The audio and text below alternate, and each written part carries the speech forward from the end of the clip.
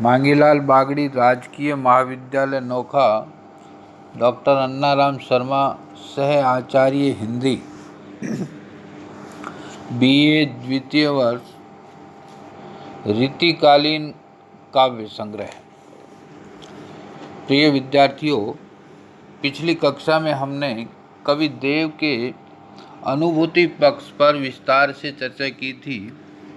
आज हम चर्चा करते हैं पद्माकर के काव्य पर।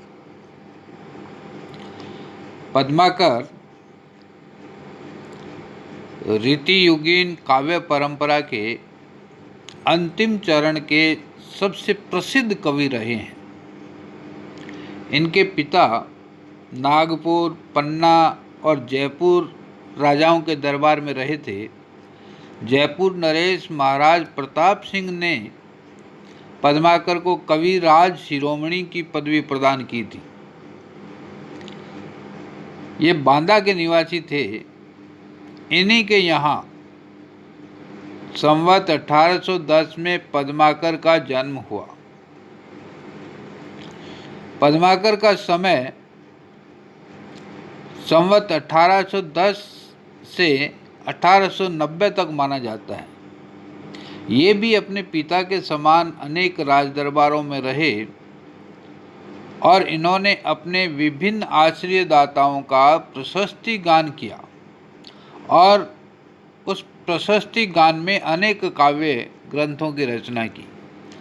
जैसे गोसाई अनूपगिरी उपनाम हिम्मत बहादुर के दरबार में रहते हुए इन्होंने हिम्मत बहादुर विरुदावली की रचना की।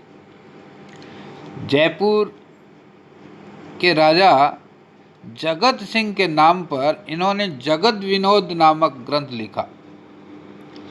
जीवन भर विभिन्न प्रकार के काव्य ग्रंथों की रचना करने में संलग्न रहने के कारण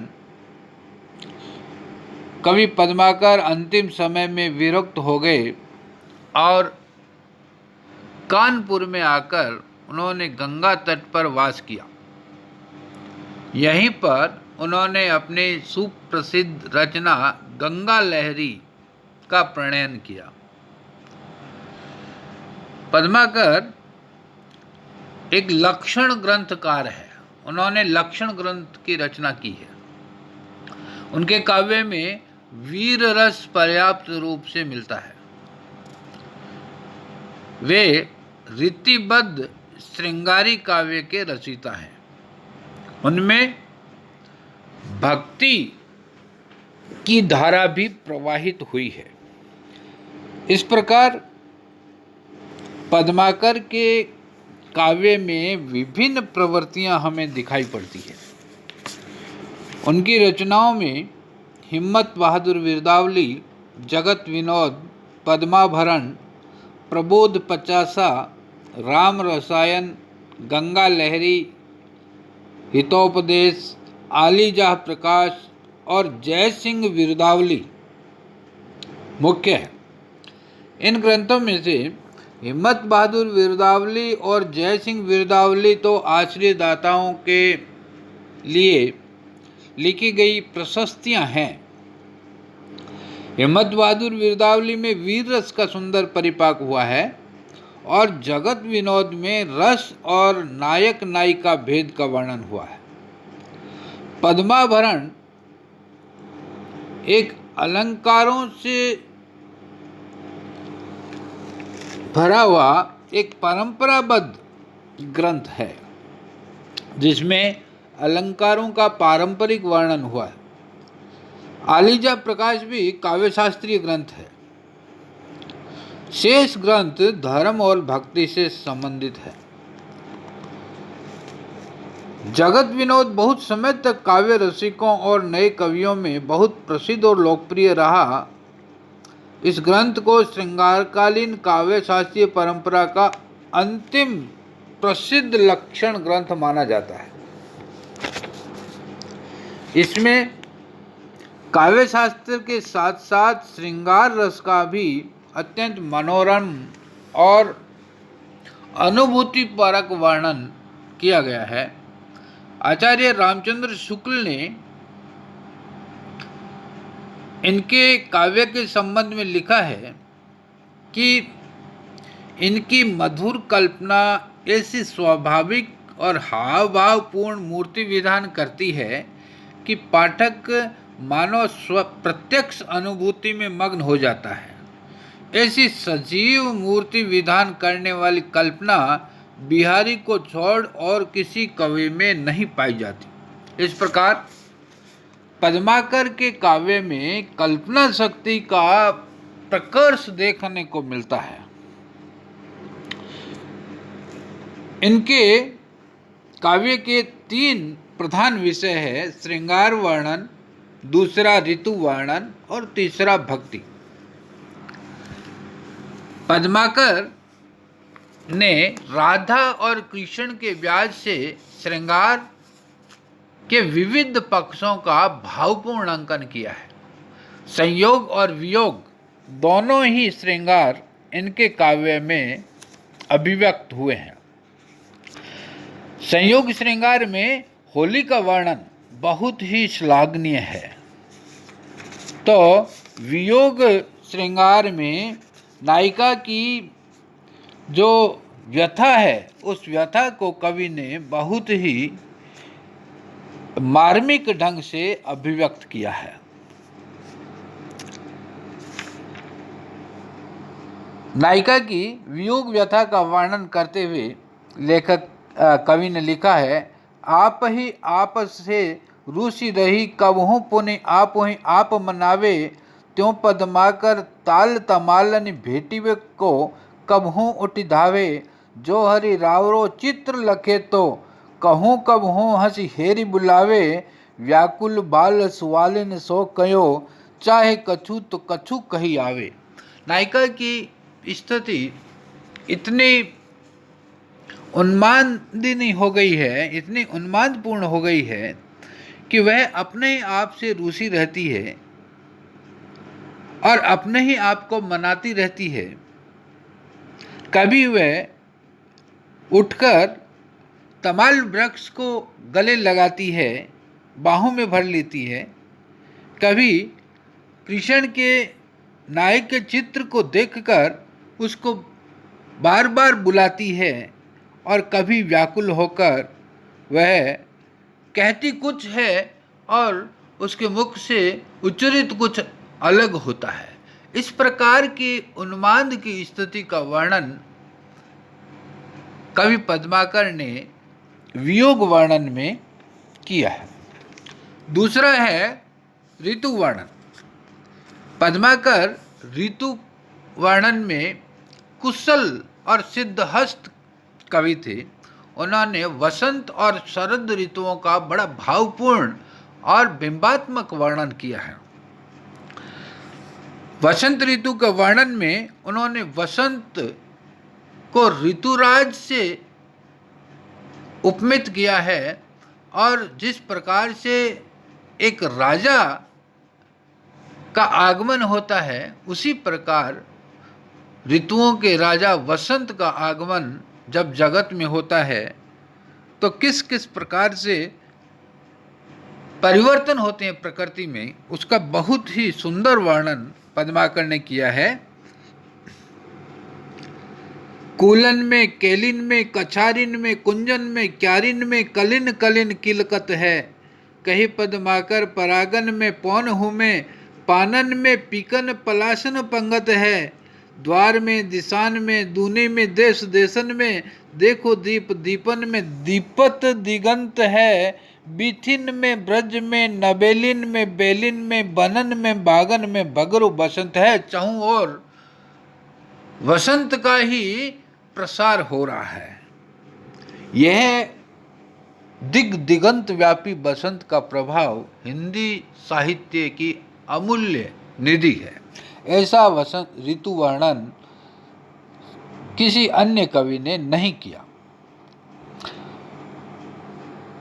वसंत के आगमन से किस प्रकार से प्रकृति में परिवर्तन होते हैं, कुछ का कुछ हो जाता है, उसका वर्णन कवि करता है।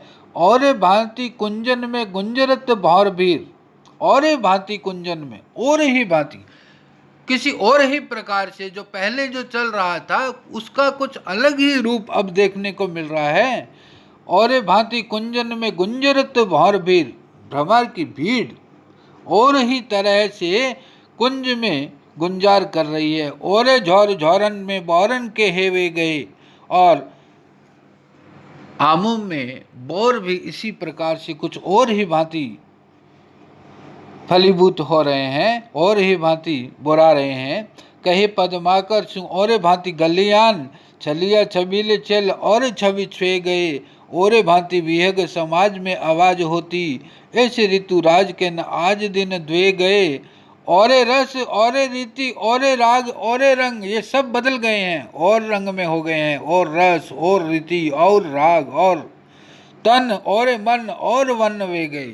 वन मन तन राग रस सभी कुछ अलग ही ढंग के हो गए हैं वसंत के आगमन से। ऐसा वर्णन, सुंदर वर्णन पद्माकर ने अपनी रचनाओं में किया है। तीसरा है भक्ति। पद्माकर ने भक्ति परक रचनाएं भी लिखी है। यह भक्ति राम भक्ति है। उनकी भक्ति शिव के प्रति भी रही और राम के प्रति भी रही, और कई स्थानों पर उन्होंने गंगा की भक्ति भी प्रदर्शित की है। अंतिम समय में जैसा कि मैंने बताया, पद्माकर कानपुर में गंगा तट पर आ गए थे और वहाँ रहते हुए उन्होंने गंगा जी के सौंदर्य का और महात्म्य का बहुत ही सुंदर वर्णन किया है। इस प्रकार उनके काव्य में मूलतः श्रृंगार, ऋतु वर्णन और भक्ति तीन प्रवृत्तियां हमें दिखाई पड़ती है। कलात्मक दृष्टि से पद्माकर की भाषा और अभिव्यक्ति शैली विलक्षण है। पद्माकर ने ब्रज भाषा के सुमधुर रूप का प्रयोग अपने काव्य में किया। ब्रज के तत्सम परक शब्दावली का लाक्षणिकता पूर्ण ढंग से प्रयोग इनकी एक विशेषता है। अन्य कवियों की भांति पद्माकर में भी चमत्कार प्रदर्शन और उक्ति वैचित्र्य की प्रवृत्ति मिलती है, परंतु कल्पना की उड़ान और वाणी के चमत्कार के साथ उन्होंने भावुकता का ऐसा कलापूर्ण संयोजन किया है कि भावानुभूति में कहीं भी बाधा नहीं आती। भाषा के पद्माकर एक समर्थ कलाकार थे।